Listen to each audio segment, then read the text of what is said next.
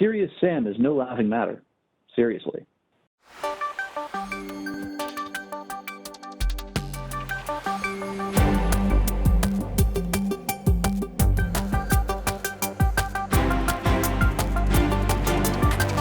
Hey, Mike, you have another interesting story related to Windows SeriousSAM bug. Could you elaborate on that one?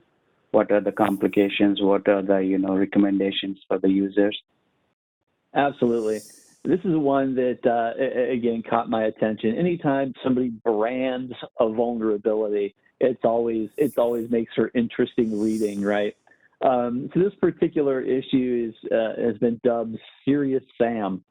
And there was a researcher by the name of Jonas Lick, I believe, who was doing some pre-release testing on some beta versions of Windows 11 and discovered what he initially thought apparently was a code regression bug, that they had fixed something previously and then failed to carry that code forward to the new version. And specifically what he found was that for some reason the SAM file was now read for users if they had shadow volumes enabled for the system.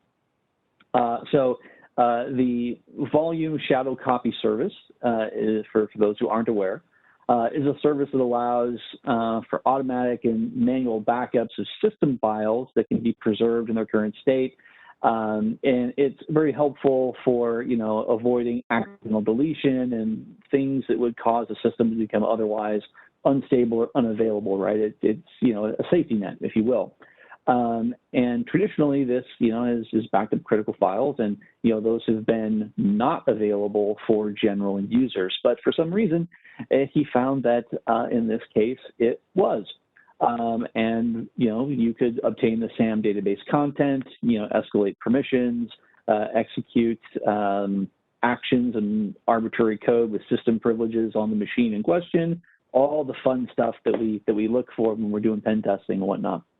And then he was like, well, let's go back and take a look at Windows 10, and discovered that Windows 10 actually had the same issue dating all the way back to version 1809, which came out in about 2018. So as a result, this is a pretty significant issue that's impacting potentially a very, very large install base of existing Windows 10 systems out there.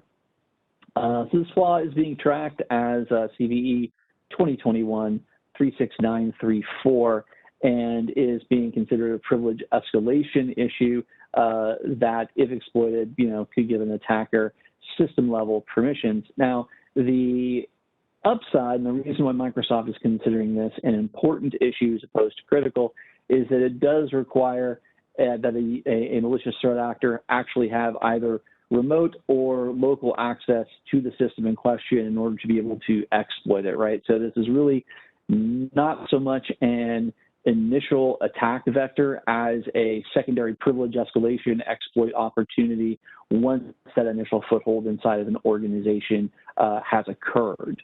And so there's some mitigating factors there, which is a good thing. However, this is something that, while serious, isn't necessarily getting a patch, at least haven't gotten one right now from Microsoft, even though there is proof of concept code that has been released. At this time, Microsoft has only released a suggested workaround fix to prevent attackers from accessing the data and taking other actions on compromised systems. And specifically, they're recommending that system administrators delete backup copies of the VSS files, and this is a two-step process. They are recommending that folks who are concerned about this issue delete any system restore points and shadow volumes that existed prior to restricting access to the Windows directory system32/config area, and that they also create a new system restore point if desired. However, they do caution that taking this workaround action and deleting VSS shadow copies could potentially impact restore operations or impact the ability to restore data with third-party backup solutions.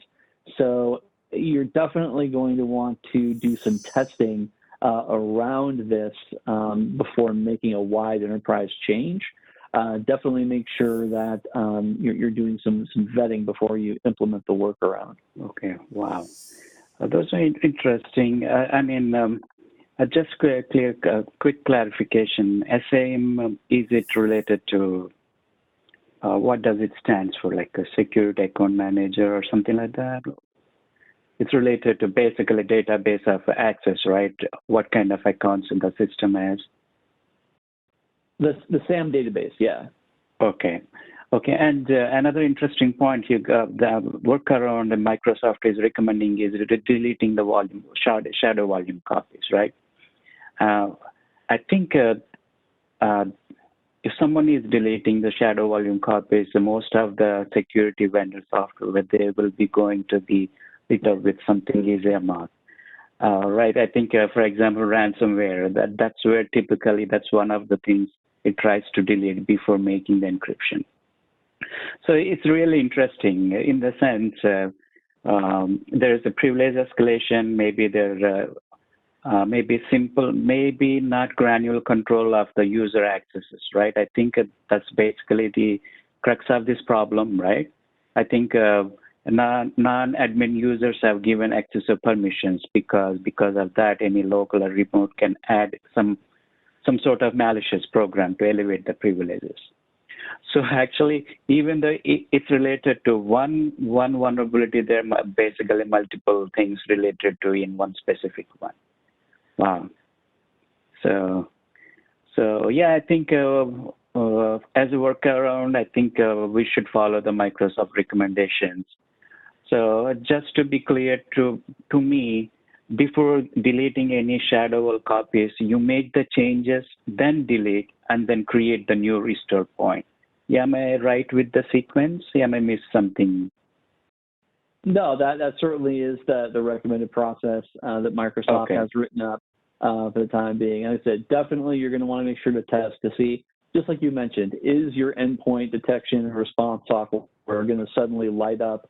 Is it going to start, creating alarms that are going to go to your SOC, things along those lines. So, you're definitely going to want to, do that testing in a lab initially, make sure it doesn't break any other functionality, impact your backup and restore functions and things of the like before moving forward.